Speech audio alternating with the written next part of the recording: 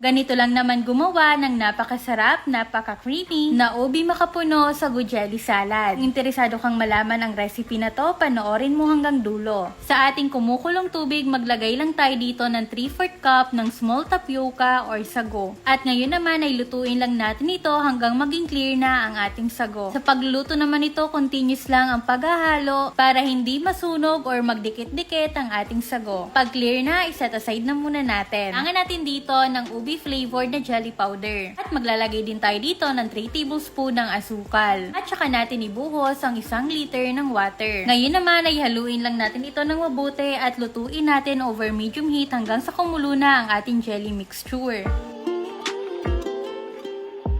At kapag nga nakulo na ito ay i-transfer na natin dito sa ating molder.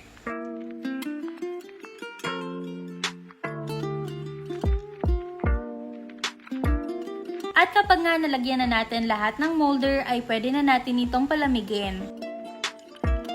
At kapag naman nag-set na ang ating jelly ay ikat lang natin ito into cubes. Napakasarap nga ng recipe natin. At kapag nga ito ang ginawa mo sa kahit anong okasyon sa inyo ay talagang mauubos to. At ang mga ganitong recipe din talaga ay pwede natin pagkakitaan. Lalo't lalo na at malapit na naman ang Pasko. At after natin makat ang ating mga jelly ay i-transfer na natin ito dito sa ating mas malaking lalagyan. At sa pagkakataong ang ito ay i-combine na natin lahat ng ingredients. Nagay ko na dito ang ating jelly at sunod naman natin ang ating sago. Lalagay din tayo dito ng 1 1/2 cup na shredded makapuno. Ito yung nabibili lang sa mga grocery store. At para naman mas creamy talaga, gagamit tayo dito ng 370 ml ng all-purpose cream. Maglalagay din tayo dito ng 150 grams ng ube condensed milk. At ngayon naman ay halu-haluin lang natin ito ng maigi hanggang mag-combine na lahat ng ingredients na linagay natin. At para naman pala sa list ng mga ingredients, ilalagay ko na lang din sa comment section. Nagawa mo na din ba ang ganito kasarap na dessert? Yung madali lang gawin plus napakasarap at napaka-creamy pa. Ngayon naman ay transfer na natin siya dito sa ating mga cup. At dahil nga nagre-request kayo ng ubi makapuno salad, eto't pinagbigyan ko na kayo.